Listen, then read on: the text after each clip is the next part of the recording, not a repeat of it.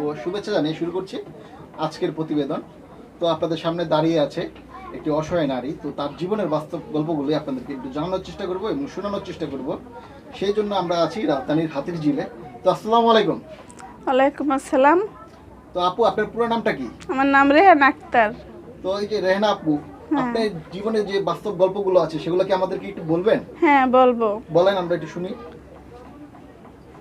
ছোটকাল থেকে মানে আমরা 7টা ভাই বোন। হ্যাঁ, জি। 7টা ভাই বোন। আমরা, আমার আব্বা রিক্সা চালাইতো, অনেক কষ্ট করে আম করে বড় করছে। আমরা মানে অনেক কষ্টে বড় হয়েছি। আব্বা একবেলা মানে রিক্সা চালা আনতো, আমরা একবেলা ভাত খাতাম, একবেলা রুটি খাইতাম, একবেলা ভাতের মার খাইতাম। এরকম করে আমরা বড় হয়েছি। বড় হওয়ার পরে আমার ছোটবেলায় আমার আব্বা আমার বিয়ে দিয়ে দিছে। আমি ঢাকায় আসছি বেড়াইতে, তখন আমার শ্বশুর আমার পছন্দ করছে। আচ্ছা, ছোটবেলায় যে আপনি বললেন, হ্যাঁ, কি কি কাজ করতেন আপনি ছোটবেলায়? আমি ছোটবেলা আমি সবার বড় ছিলাম তো, জি।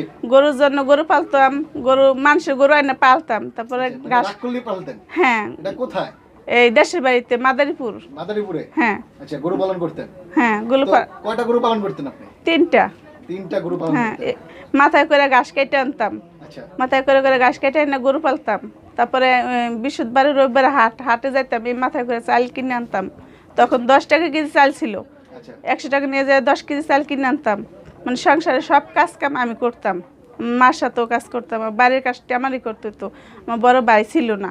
হ্যাঁ, তারপরে বড় হইলাম, মানে 13 বছর 14 বছর পড়ছে আমি ঢাকা বেড়াতে আসছি। আমার আব্বু আমার বিয়ে দিয়ে দিছে।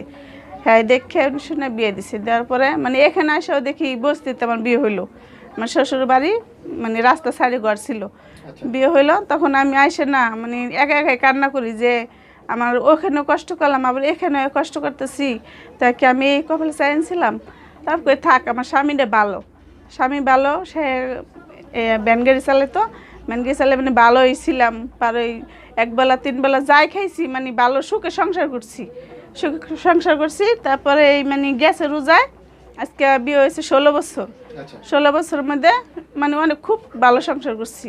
আমার একটা প্রথম ছেলে মারা গেছে, যাওয়ার পরে ফিরে আমার আবার পেটে ছেলে আসছে। ওই ছেলেটা বয়স হয়েছে মানে 14 থেকে 15 চলতেছে।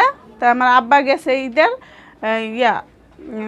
20 রোজায় অসুস্থ হইলো। তারপরে বললো কি যে এইরকম রোজার নামে আসবো। পরে আসলো, সব ডাক্তার সব বন্ধ। আমার আব্বুর শুধু মুখটা ফুলে গেছিলো। তারপরে আনলাম, আইনা ওই পদ্মা হাসপাতালে নিলাম। নেওয়ার পরে আমার আব্বু এই ধরা খাইলো, ক্যান্সার হয়েছে, নাহলে টিফি রোগ হয়েছে। পরে নিয়ে গেলাম হলো টিপি হাসপাতাল, সেখানে বললো ক্যান্সার হয়েছে। নিয়ে গেলাম ক্যান্সার হাসপাতাল, সে অনেক পরীক্ষা দিছে। পরীক্ষা করতে করতে মানে 15-20 হাজার টাকা শেষ হয়ে গেছে। আমার আব্বু নিয়ে এসেছিলো, ওটা শেষ। তারপর আমি বাসায় কাজ করতাম, ওখান থেকে আমার 20 হাজার টাকা দিছিলো আমার আব্বার চিকিৎসার জন্য। চিকিৎসা করছি, করার পরে তারপর আমার আব্বার বাঁচাতে পারি নাই। আমার আব্বার মানে 2.5 মাস ভুগছে। 2.5 মাস ভোগার পরে কোরবানি দেন হজের দিন আমার আব্বু, হজের আগের দিন আমার আব্বু জব বন্ধ হয়ে গেছে। হজের দিন আমার আব্বু মারা গেছে। আমরা এই খবর শুনে রাত্রি রওনা দিছি, যাই আমরা আব্বুরে আমি 1 ঘন্টা পাইছি কাছে। আমার দেখে আমার আব্বু চোখে পানি ফেলাই দিছে। ফেলা দেওয়ার পরে আমরা চোখে পানি ফেলাই দিছি। দেওয়ার পরে বাস আমার আব্বু তো মারা গেল। তারপরে আমরা এখন 10 দিন যেটুকু পারছি ওটুকু আমরা খরচা করছি আমার আব্বার নামে। খরচা করে আমরা আশা দিচ্ছি।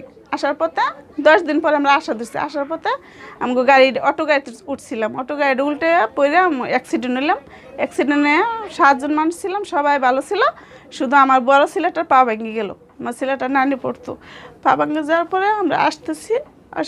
তারপর রয়ে গেলাম, আর আইতে পারলাম না। আমার মা আমার গাড়ি উঠাই দিয়া বাসা যাওয়া যাচ্ছে, আর আমি মা খালি কাঁদতেছি। আমি কিছু কইতে পারিনি, আমার পোলা অসুস্থ হয়ে গেছে, আমি কিছু কইতে পারিনি। আমি শুধু কাঁদছি যে আল্লাহ, আমার এক আব্বুরে মাটি দিলাম, আমার আরো কাপড় কী হইলো।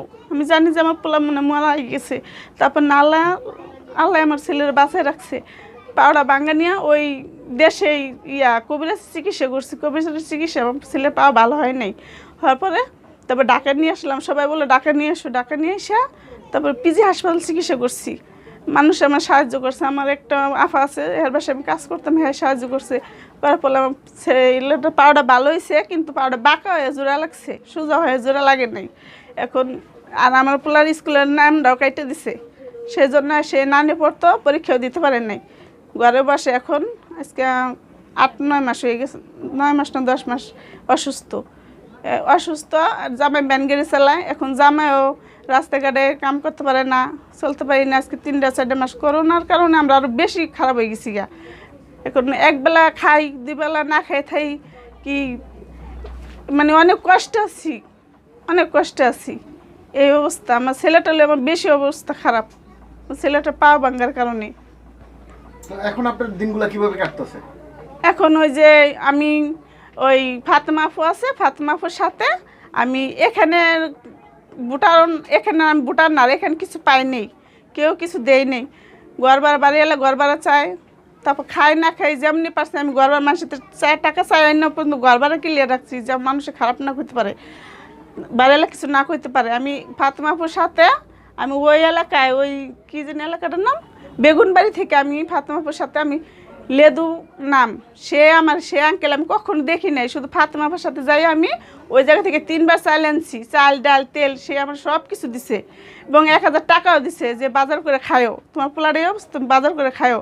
লেদু নাম, সে মামাই দিছে আমারে। আচ্ছা, তো এখন আপনার সংসারটা কিভাবে চলতেছে? এখন ওই যে অনেক কষ্ট চলি, রিক্সা লয়ে যায়, রিক্সা ভাঙ্গে হালাই করে, পরে রিক্সা চালায়, পরে ভ্যান গাড়ি চালায়, রিক্সা চালায়। রিক্সা নিয়ে গেল, রিক্সাওয়ালা রিক্সা দেয় না, ভ্যান গাড়ি আলা ভ্যান গাড়ি দেয় না, ওই যে রাস্তায় পুলিশরা গাড়ি উল্টে ফেলায়, এই জন্য দেয় না। ঘরে অনেক কষ্ট আছি, বেকার আছি সবাই, বাসা বাড়িতে কাজ করি, সেখানে এখন ঢোকা যায় না, ঢুকতে দেয় না। 2 মাস ধরে কোনো কাজ করতে হ্যাঁ পারছেন না, 2 মাস ধরে বসা, সবাই বসা। এর মধ্যে কি আপনাদের খাওয়া দাওয়া ঠিকমতো চলতেছে? খাওয়া দাওয়া ঠিক মতো কীভাবে চলবো, কাজ কাম নাই, খাওয়া দাওয়া চলে, ওই যে একবেলা খাই কি একবেলা না খাই থাই, এরকম ডাল আলু ভর্তা এরকম কষ্ট করে জীবন যেতেছে।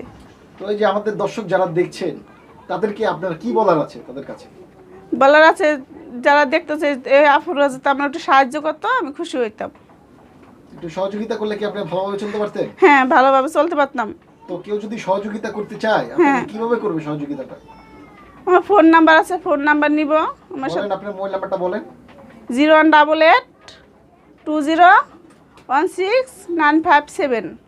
আপনার নামটা বলেন পুরোটা। রেহেনা আক্তার। রেহেনা আক্তার। হ্যাঁ। তো এই যে আপনার এই নাম্বারটা যদি আমরা ইন্টারনেটে দিই, পৃথিবীতে ভালো মানুষও আছে কিন্তু খারাপ মানুষও আছে, হ্যাঁ কিছু খারাপ ফোনও আসতে পারে, তারপরে কি নাম্বারটা আমরা দিব? হ্যাঁ দিয়ে দেন। আর যদি নাম্বারটা না দিই তাহলে ভালো যারা আছে তারাও তো সহযোগিতা করতে পারবে না। না, যারা ভালো আছে তারা তো আমরা সাহায্য করতে পারবো না, যদি খারাপ ভালো নিয়ে দুনিয়াটা চলে। আমি চাই যে আমার সাথে সবাই ভালো ব্যবহারই করব, ভালো লোকে আমার ফোন দিব। তো আপনার ভবিষ্যৎ পরিকল্পনাটা কি, যে এই যে এখন আমাদের দেশে মহামারী যেটা চলছে, এটা কেটে ওঠার পরে আপনি কি করতে চান? করতে চাই আমার স্বামীর যদি একটা ভ্যান গাড়ি কিনে দিত, কেউ টাকাটা দিত, কি কিনে দিত, তাহলে আমি আরও ভালো চলতাম। পরে ভ্যান চালানো লাগতো না, পরে ভ্যান চালাইলে জমা দেওয়া লাগে 100 টাকা। তো একটা ভ্যান গাড়ির দাম কত? একটা ভ্যান গাড়ির বানাইতে গেলে 20,000 কি 15,000 টাকা। আচ্ছা, তা আপনারা ঢাকা শহরে কত বছর? ঢাকা বছর আমার বিয়ের বয়স 16 বছর। আচ্ছা, তো আপনারা এই যে মনে করেন স্বামী স্ত্রী দুজনেই তো কাজ করেছে, হ্যাঁ দুজনে কাজ তো করেছি। দুজনের আয় দিয়ে কি কিছু করতে পারেন নাই? না কিছু করতে পারি না, ওই যে একটা সমস্যা পড়ি।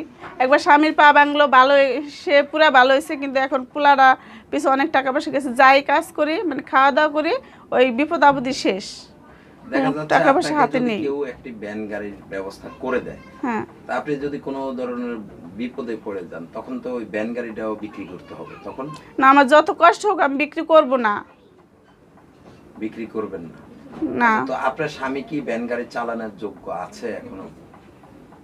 এখন মানে এখন পরে ভ্যান গাড়ি চালায়, এখন তো ভ্যান গাড়ি কেউ দেয় না, এখন বর্ষা কিভাবে চালাইবো? দেয় না কেন? দেন ওই যে রাস্তা পুলিশে যে গাড়ি উল্টে ফেলায়, গাড়ির হাওয়া ছেড়ে দেয়, এই জন্য দেখা গেলো গাড়ির ক্ষতি হয়। এই বয়স, ওই বয়সের সাথে কি সে পারবে ভ্যান গাড়ি চালায়? হ্যাঁ সে পারবো। আচ্ছা, তো এই যে আপু আপনারা ছোটবেলায় যে গরু লালন পালন করছেন, হ্যাঁ তো আপনার হাজবেন্ডের গ্রামের বাড়ি কোথায়? হ্যাঁ গেছে বরিশাল। তো ওখানে গিয়ে যদি গরু লালন পালন করতেন বা গরুর খামার করতেন, তখন কি আয় উন্নতি করতে পারতেন না আপনারা? ওখানে হ্যাঁ গো জায়গা জমি নাই ভাইয়া।